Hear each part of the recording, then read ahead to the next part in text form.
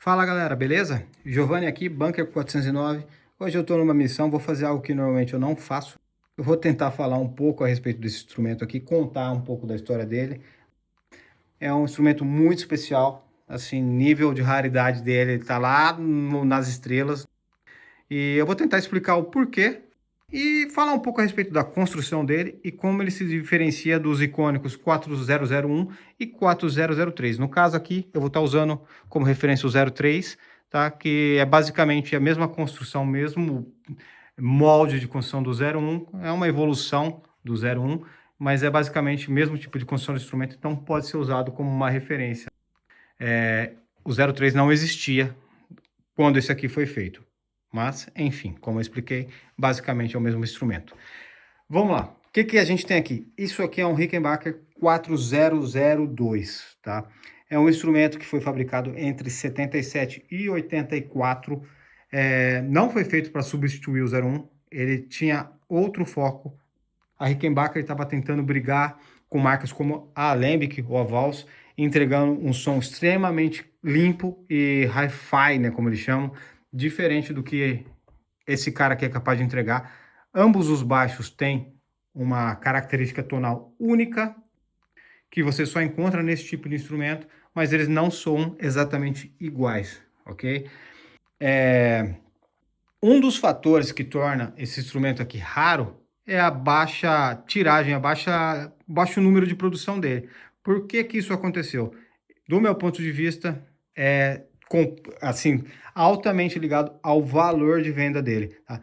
Enquanto na época o 01 custava cerca de $600, esse modelo de contrabaixo custava cerca de 1.250, ou seja, um pouco mais que o dobro, né?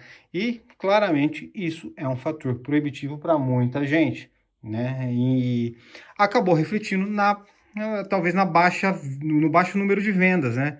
É dito que tem gente que fala que menos de 100 foram produzidos. Eu tenho até uma cópia do e-mail aqui do próprio John Hauer. Ele era o CEO da Rickenbacker na época, né, de lançamento desse cara aqui. Né? Ele fala que menos de 100 foram produzidos, mas eu acredito mais que no número de 200 unidades aí, porque é relatado que a gente tem 100 unidades na cor de Maple, o natural, tá? Que é o Maple Go. Cerca de 60 nesse que é o Walnut Glow.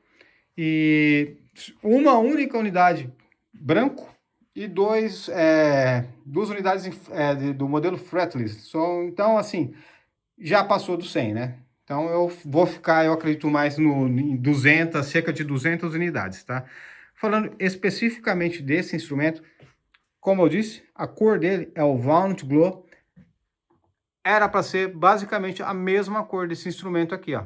Mas como vocês podem ver, ele tem um tom um pouco mais escuro do que esse aqui. Isso aconteceu devido ao envelhecimento natural desse contrabaixo. A gente está falando de um instrumento de 48 anos, tá? O headstock desse cara aqui, ele tá um pouquinho mais escuro. Quando eu virar a parte de trás deles, tem uma parte onde tinha um adesivo, vai dar para ver claramente a diferença de tonalidade que ele adquiriu com o tempo. Agora, vamos lá. Falando a respeito de construção. Como vocês podem ver, né, é muito claro que o shape dele é basicamente o mesmo shape do 01, do 03, porém, material de construção um pouco diferente. O 01 não tem a peça central de Walnut, como esse aqui tem, né, que percorre toda a extensão do braço até o final aqui do corpo.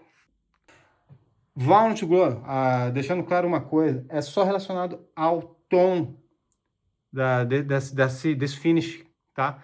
Porque a Rickenbacker tem um baixo, que é o modelo de baixo, que é feito com Walnut, as asas são feitas com esse tipo de madeira, mas aqui no caso é literalmente relacionado apenas à cor, tá? Porque as asas do corpo desse instrumento aqui, tanto desse quanto desse aqui, são de maple. Esse aqui é um maple levemente figurado com bird's eyes. O back dele é um pouco mais carregado, né? Mas ele acaba assim sendo agradável pela tonalidade que ele acabou adquirindo. Mas não é um melhor exemplo de maple bird's eyes que você pode encontrar, isso é claro. O braço dele é flamed, também não é extremamente carregado, mas é muito bonito. No back fica mais evidente. mas aqui no top também dá para se notar um pouco do Flamed, é bem bacana. Eu acho assim esse baixo muito, muito bonito, eu não tenho o que dizer. Essa tonalidade que ele adquiriu com o tempo, assim, realmente ficou muito, muito legal e é única, né? Não tem outro contrabaixo igual esse aqui de forma nenhuma. Isso é bem bacana. Falando sobre a construção, o headstock, deixa eu tentar colocar aqui perto, desse contrabaixo aqui ele é bem menor do que o headstock do 01, tá? Acho que dá para notar, não sei se ficou muito claro, mas é um headstock bem menor. Nesse caso aqui, a gente tem asas de walnut também, além da peça central do braço, como eu disse antes. A gente tem binding no headstock, assim, é o único Rickenbacker que eu já vi na vida que tem isso. O binding do neck, já não é exclusividade, esse aqui tem, né, mas é branco. No caso aqui é preto e acaba sumindo junto com o ébano do braço. Outro detalhe, né, isso aqui eu posso estar enganado, mas o ébano na escala desse baixo aqui é algo exclusivo desse modelo. A Rickenbacker chegou a produzir outros instrumentos com ébano nos anos 80, 90 também. Hoje em dia, se você vê qualquer baixo da Rickenbacker ali a partir dos anos 2000, com uma escala escura, né, apesar de parecer ébano, não é o Richelite, aquele mesmo tipo de composto que foi usado pela Gibson ali de 2010 para frente, que foi muito criticado, né? Mas eles não usam ébano de verdade, de forma alguma mais, até onde eu sei. Posso estar errado, tá? A respeito dos captadores desse cara aqui, eles são também bem diferentes do que você encontra normalmente no 01, né, ou 03. O que a gente tem aqui? Basicamente, isso aqui é um humbucker, mas são dois captadores. É o mesmo conceito do que você vê nos captadores do Fender Precision. Tem um captador para corda grave e outro menorzinho. São duas pecinhas, certo? Fazendo um S. Aqui é o mesmo conceito, só que eles estão lado a lado, certo? É um captador humbucker de alta saída. Esse aqui também é um captador humbucker de alta saída, mas ele é mais legal ainda, em termos de construção, né? A parte técnica dele é bem mais bacana. Eu posso agora estar usando o termo errado, mas se eu não me engano, a palavra correta é bifilar. O que quer dizer? A bobina desse captador aqui, ele é enrolado com dois fios ao mesmo tempo. Então, é como se fossem dois captadores em um. É a melhor forma de eu estar explicando para vocês. E o que você consegue com isso? A gente tem uma saída de alta impedância, que é a saída normal, e tem uma saída de baixa impedância aqui, que é essa XLR, que serve para conectar esse contrabaixo direto numa mesa de som. A gente está vendo aqui, então, são três saídas. Para quem nunca viu isso na vida, a primeira saída aqui embaixo, aqui ó, perto do número de série dele, é a saída, vamos dizer, que você vai estar usando corriqueiramente, onde você vai plugar direto no seu amplificador e você tem os dois captadores trabalhando como qualquer outro contrabaixo trabalharia, e você pode estar alternando entre eles com a chave de 3 posições, tá? Que é essa daqui, no caso, essa daqui, certo? O jack de cima, o central, é para usar um sistema que é chamado de Rickel Sound. Para você estar usando esse baixo aqui em estéreo, você consegue splitar os captadores e tá mandando o sinal de cada captador, né, do braço e da ponte para um amplificador diferente. Se você plugar um cabo diretamente aqui nesse jack central, você só vai ter um captador trabalhando. Você precisa de um cabo estéreo para poder estar dividindo esse som. E aí você pode mandar ele para dois amplificadores ou fazer qualquer maluquice que você queira fazer ali, dividindo esse sinal, tá bom? E específico desse contrabaixo aqui, essa saída XLR, como eu falei, é de baixa impedância e você pode mandar o som direto para sua mesa de som se você quiser. Dá para usar tudo junto se você tiver a fim de fazer realmente uma maluquice. É algo que eu nunca vi em outro contrabaixo, então assim, é muito específico, é só dele, cara. Isso é muito, muito legal. E os captadores desse cara são de altíssima saída.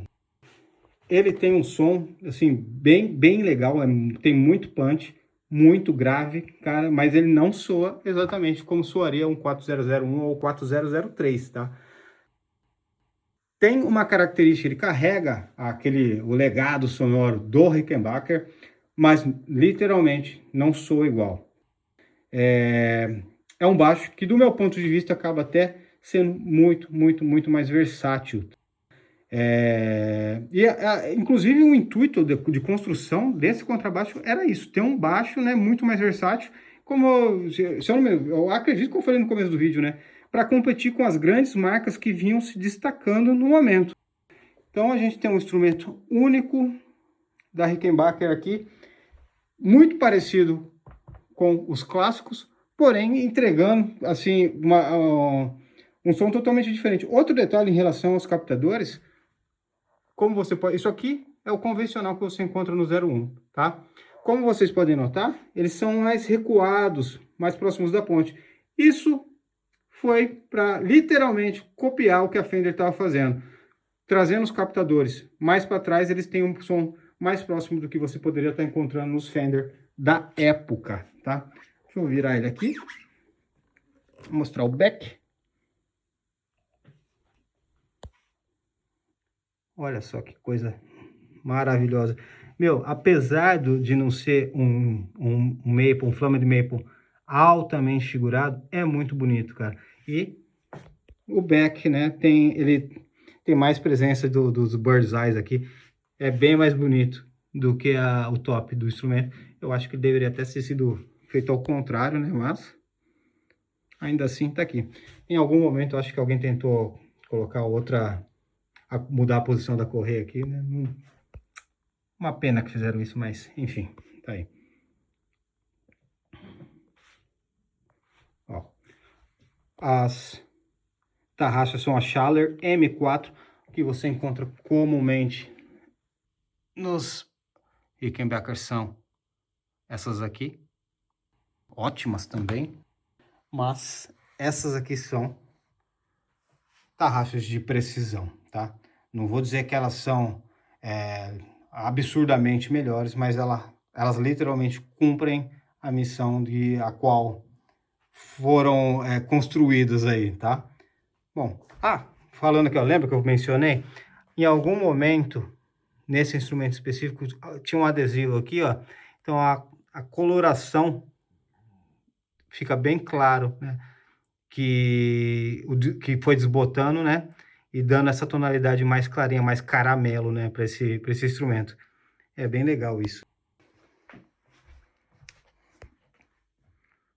Bom, eu acredito que seja isso.